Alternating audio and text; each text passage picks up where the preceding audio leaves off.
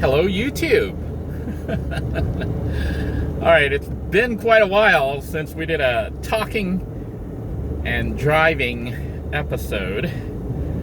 My camera mount, the one that I had bought from Five Below that mounted to the rear view mirror, was like broken, and it took me until now. I just stopped by Five Below again and bought another camera mount, the old style one that has the suction cup that sticks directly onto the front windshield. So hopefully this one will last a while, but they tend to dry out. The suction cup tends to dry out, and you have to get another one. So, but I'll do that. I guess it's going to be the cost of being a YouTuber. I hope everybody is doing well. As you can see, I am physically doing better, and part of that is I think I figured out possibly, more than likely, I'm about 95% sure why I was so sleepy. If you've been following along, then you know I had COVID recently. COVID probably about 2 months ago, and right after COVID, after the 10-day isolation, whatever, I was considered well enough to go back to work. The problem was I was finding myself super tired and sleeping probably between 14 to 16 hours a day. Yeah, I was constantly tired. It was like my schedule consisted of waking up early in the morning, going into work, coming home and falling straight to sleep, and then getting up for a couple hours, and then going back to sleep and going back to work. Rinse and repeat. That's what I was doing, like about 2-3 weeks, and had looked up what the potential problem might be, and we had discussed it on a video. Some people say that you have a thing called post-COVID depression, or if not that, post-COVID fatigue, where you're constantly tired. And I thought that's what it might have been. And it started getting really depressing, because I was like, my whole life became basically sleeping and going to work. That was it. That was my life. So about a week and a half ago, I decided to test my blood. You guys know I'm diabetic, or pre-diabetic, and decided to do the sugar test, glucose test or whatever on my blood, and it was high. It was like 148, and that was fasting test in the morning when I woke up right before I went into work. Normal people have like below 100, below 110, below 100 in the morning. I had 148. That was after sleeping and not eating for probably about 8 or 10 hours, 10 hours. So I had my overdrive off. If you guys heard that loud engine sound, I just realized that. So I'd hit the overdrive, turned it off. But anyhow, found out that my sugar level was high, so obviously I started dieting again.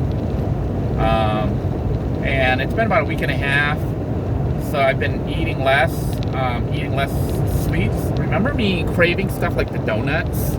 I think that was related to it, and I was drinking soda again. I was eating and drinking all the bad stuff.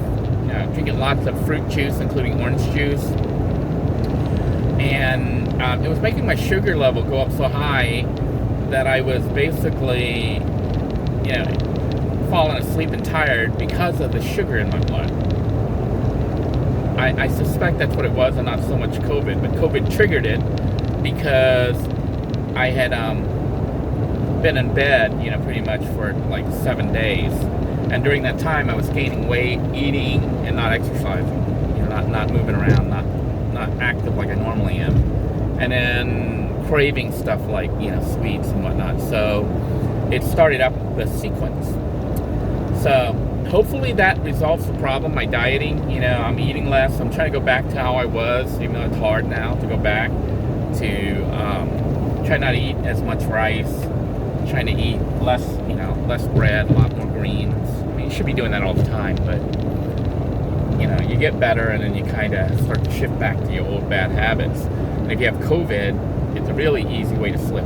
But I thought I would point that out for those of you who are diabetic or pre-diabetic and stuff, and if you have COVID and then you suddenly find yourself super, super tired, like fatigued all the time, check your sugar level. Check your blood sugar level, because it might be off the charts like mine was. And once I realized that, of course, I can begin to solve it. Now, I'm actually heading over to the VA clinic to have some blood work done, urine. I don't know. We're gonna do blood work, maybe urine. Check my overall health, and then I gotta go see the doctor here next week. So I'll keep you guys posted if you're interested. Some of you are wondering about like the food haul and stuff. I ended up not filming it just because I was having issues with my camera, and also a really big issue.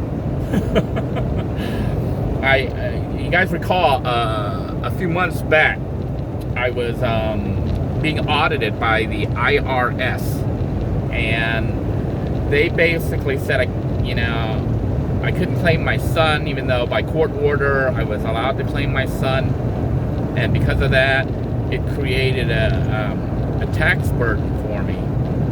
And I argued with them and tried to show them the court paperwork, saying, look, legally I was allowed to claim my son for that year, but they said that unless I had my ex-wife sign this one form saying that she wasn't going to claim him, she had the right to claim him. But I was like, hey, the court ordered said that I'm allowed to claim him, not her, on these alternate years. But the way the IRS sees it, they're like, they don't care. They don't care what the court order is. If the spouse doesn't sign that form, you're kind of screwed. And that's what happened to me. So, I'd have to take it up in court and then get her for contempt of court order. And I've done that before, and all that happens is the judge just says, ma'am, you need to follow the court order. And there's no punishment. So I'm just going to let it go and no longer claim my son and just count on him not being claimable. But as a result of that, I did all this paperwork and submitted to them, and they got back with me last week saying they reviewed the stuff and they still think that they are correct and I owe them a ton of money. So if I wasn't depressed before the COVID, I suddenly got very depressed after the IRS letter arrived. I had to come up with a whole bunch of money, more than between the IRS and I had to pay all the back pay and stuff with IRS, any interest and whatever they collected, as well as I had a big bill for my insurance. So I had to come up with like nearly $5,000, and IRS only gave me, they said, they gave me 15 days from the date of the letter, but the letter was dated and it was sent out. It took like 2 or 3 days to get here. So I basically got like 10 or 12 days, between 10 to 12 days to respond, which I'm still in that time period, and I'm still trying to get my money together to send them their money. So basically I had about 12 days, 10 days to try to raise $5,000 or more to pay the IRS as well as my insurance for my vehicle. But that was a big scramble. I didn't have the savings. I had a little bit, but not enough, and ended up tapping into my I don't know if it's 401k, but you have the retirement money that you do from your work if you're on ADP and stuff. So I had to tap into that, and apparently you could borrow part of it. You can borrow part of your money. So, but you have to pay it back with interest. So I ended up doing that. So I'm borrowing my own money off my 401k. I guess that's what it is. It's a 401k. I don't know if it's a 401k or whatever, but they use it to buy taxes. Buy stocks and stuff like that. So anyhow, I tapped into that, and then I'll be having to pay, pay it back plus interest. and they charged me like $125 for the benefit of borrowing my own money. So I think in the end it works out okay, because I get the money and I only have to pay them the $125 fee. I'll get my money back for my my retirement, my 401k or whatever, and interest on it, which I'm paying my own interest. So I think the total cost is $125 to bail myself out of a really bad situation with the IRS. Now, that's assuming they get that money transferred to my account ASAP, because I gotta write a check to the IRS here within the next day or two. It's gonna be late. So we'll see what happens. I'm gonna wait through, hopefully it gets here by tomorrow. If it doesn't, I've got a problem. So that's what's been going on this end. I haven't really been filming too much, just because of the whole situation with all the stuff going on. It was stressing me out, especially the issue with the IRS. House is coming along just fine, needing some more work. The solar power system still needs to be recharged. I got it all dismantled, which is kind of making things worse, because the fact that I have disconnected the solar power system means that all the extra lights and stuff that I was running off the solar power is now running off gridded power, which is, of course, is raising my costs, my electrical usage costs. So I haven't checked the bill yet for the month, but I want to see what it's like when I don't run solar. So I'm not in a rush to get the solar batteries and stuff all recharged and hooked back up and make sure it's working, although I should do it soon, because it's costing me money to have the capacity or the capability to generate my own electricity, but not do that. So that's what I'll be working on here probably in the next week or so, once I get the IRS stuff out of the way. One final thing, for those of you who are trying to figure out what's going on with my game development, I was originally going to produce it under MS-DOS, but after looking at the situation and reading some viewer comments and stuff, I think that would be a mistake, because if I do it under MS-DOS, even though people can play it in browser, one, I don't think I'll be able to monetize it too easily. Other people will monetize it by, putting it on those game sites, and they run ads and stuff on their sites. If I tried to monetize it myself, I don't think I'll get enough traffic. The second thing is, I don't think many people will play it, in browser DOS game, or buy or download the DOS version. So I started to look at, what I need to do, what I really need to do, because I would like, ideally, to just develop the game for fun, but because of my plan to retire soon, I need to generate income. So I can't devote a lot of time and energy to producing a project for free that's probably going to cost me a lot of money to develop, and then not get any money out of it. So basically, I'd be spending money to produce something that's going to take me possibly 1 or 2 years of my life, and not get paid for it, and spend money making it when I don't have the money to be doing that. So I've been looking at it and have decided, you know what, I'm still debating graphically how I want to do it. The more complicated I make the graphics, the more expensive the project becomes, and the likelihood of finishing drops. Like I was looking at what the cost to develop something like World of Warcraft, the old one, the old World of Warcraft game and stuff. I think it cost, the initial project cost, and that was more than 10 years ago, 15 years ago, the initial project I think cost more than $438 million. So, to develop something like that, which is kind of similar to what I want to develop, but I obviously don't have $48 million. So it's going to be hard to develop something as complex as even the old style World of Warcraft. And, I was looking at it, I was like, well, the only way to keep this within budget is probably to not go 3D, because even though there are 3D assets and stuff, you need to have people who, know what they're doing to set up the 3D models and the terrain and build the game land. It's going to require a team, basically, a big team. And then, of course, no one wants to work for free. Everybody wants money. So at this point, I'm like, well, the project's going to go on hold.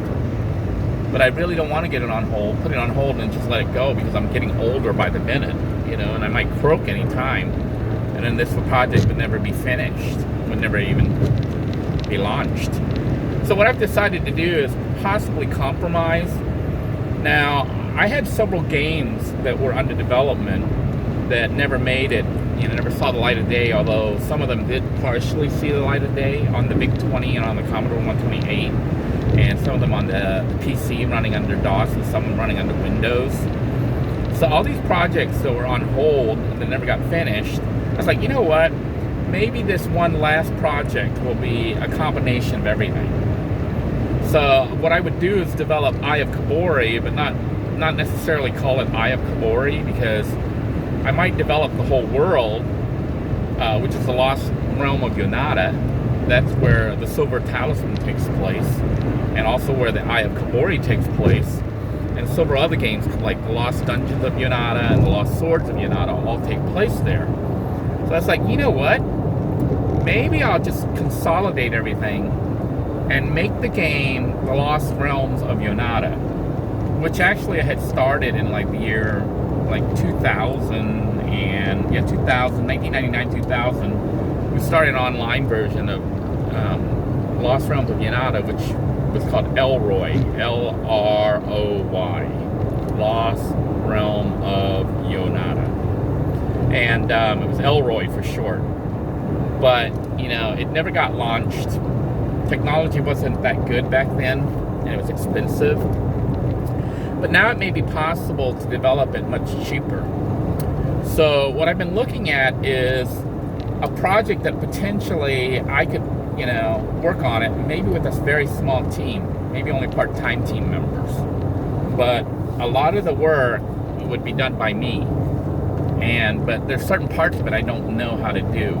And I might task that out. And decided, you know what, maybe I'll go ahead and make a massively, massive online massive multiplayer online RPG, MMORPG, and make the Lost Realm of Yonata online, and just do the big project, my dream project, my dream game, the ultimate game that would develop if he ever wanted to develop a game. This would be the game I want to develop. So I decided that I'm probably going to do that, even though normally such games, like I said, cost like $400+ million, like 400 million or more. But I'm going to do a smaller scale version of it, and maybe scale up if it ever becomes popular enough. And to help kickstart it, but I'm not going to run Kickstarter, by the way. I was thinking of setting up a GoFundMe for those who are interested in funding it. What you'll do if you're interested in that game, you can contribute to the GoFundMe, and I'm going to use the initial money. I'm trying to raise just $2,500 initially. Yeah, instead of 430 million. I'm aiming for a tinier amount of about 2,500. And what I'd like to do is use that as seed money to try to hire some people, some programmers and stuff, to help me with some stuff that I, have difficulty doing and don't want to learn because I don't have the time. But basically, I'm thinking of using Fiverr, Fiverr, where you can go and get freelancers to do stuff. So even get someone on Fiverr who knows what they're doing to develop for me a basic core multiplayer, MMORPG. And what they use, whether it's Unity or Unreal Engine or whatever they use, will end up being the system that I use. And I'm going to try to get them to develop the system so that I can, edit it and work on it and work on the actual game. But once I can get the multiplayer aspect of it working and saving files online, having a client server and all that, it'll cut out a big portion of the learning curve for me. Because programming-wise, I know how to do other stuff, the programming, straight programming. What language I do depends on what they use. Hopefully they do it in C, or a variant of C, because I know that already. If not, maybe in Game Maker. I know some Game Maker. I'd have to learn more Game Maker. I would prefer it to be in C though, because then I could program that.